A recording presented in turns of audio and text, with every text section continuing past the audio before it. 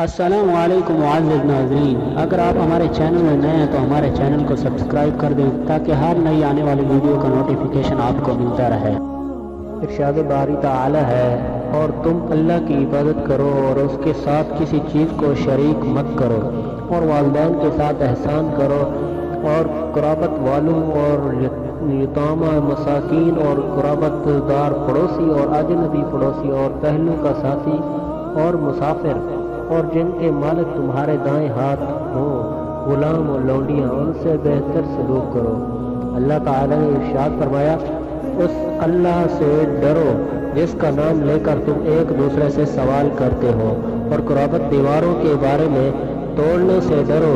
ارشاد باری تعالیٰ ہے، اور وہ لوگ جو ملاتے ہیں اس چیز کو کہ اللہ تعالیٰ نے حکم دیا جس کے ملانے کا۔ ارشاد باری تعالیٰ ہے، اور ہم نے انسان کو اپنے والدین کے ساتھ احسان کی نیت نصیحت کی۔ اللہ تعالیٰ نے فرمایا، اور تیرے رب نے حکم دیا کہ ایک اللہ ہی کی عبادت کرو اور والدین کے ساتھ اچھا سلوک کرو۔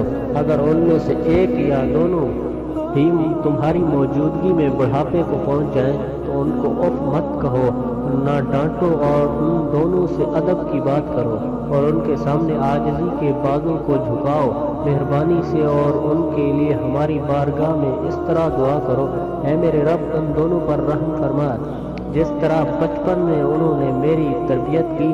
اللہ تعالیٰ نے ارشاد فرمایا، ہم نے انسان کو اس کے والدین کے متعلق تاکید کی۔ اس کی ماں نے اس کو تکلیف پر تکلیف اٹھا کر اس کو پیٹ میں اٹھایا، اور اس کا دودھ چھڑانا 2 سال میں ہوا۔ شکر کر میرا اور میرے اپنے والدین کا۔